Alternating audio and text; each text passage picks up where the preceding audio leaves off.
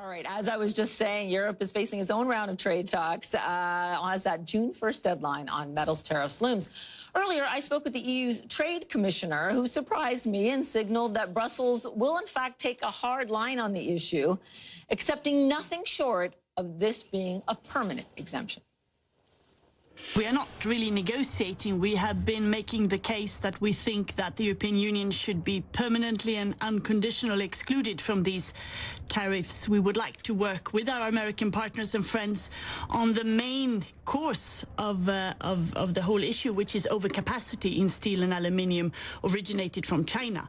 But the European Union, as a friend and an ally and a partner, is not a threat to the US internal security.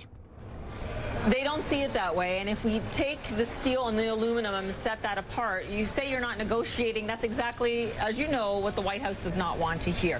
What can you do to try and perhaps get some of that collective action on steel and aluminum, but also perhaps open up areas of trade where the United States believes the EU is being patently unfair? Well, we don't share that assessment.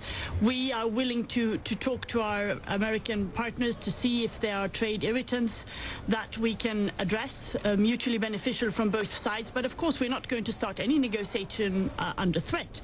We want to be permanently and unconditionally excluded, and that has been our main message. And we're offered also partnership and cooperation on China, on the reform of certain of the rules in the WTO and so on. And this is what we should be focusing on. We are not. We think that there are issues we can solve in the trade area, but it's a two-phase process. From what I hear from the U.S. trade representative and what I'm hearing from you right now, that means you guys are essentially at a stalemate. So nothing is happening and nothing is going on. And that's despite the fact that Chancellor Merkel and President Macron have been in contact face-to-face with President Trump. So where do we go from here? Businesses are looking for some kind of certainty. Absolutely, but we didn't start this. It was the decision of the American administration to impose these tariffs on many countries of the world. Yes, of course, we are talking. We are in regular, many times a week. I am talking to Secretary Ross and others, and I think that Chancellor Merkel and President Macron had important talks, not only on trade, but also on other issues. So, of course, we are always talking. We consider that the transatlantic relationship is very important, but we shouldn't threaten each other with tariffs like this. This is not good for the global economy. It creates uncertainty. It's not good for the business climate now that the global economy is recovering.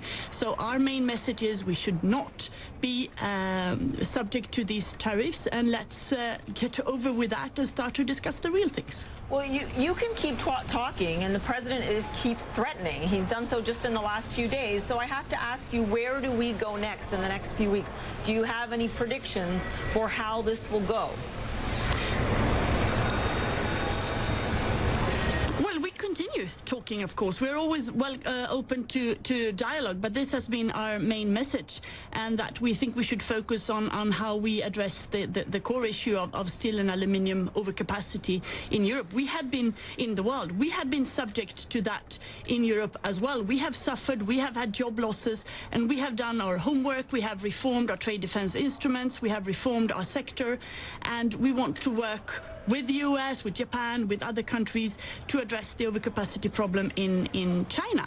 And that is what we should focus on. If we escalate this to imposing tariffs, we are also prepared to impose tariffs and to take rebalancing measures if needed vis-à-vis the US. But we certainly hope that will not be the case. As I said, we are the oldest friends and allies of the United States. We should work together and not against each other.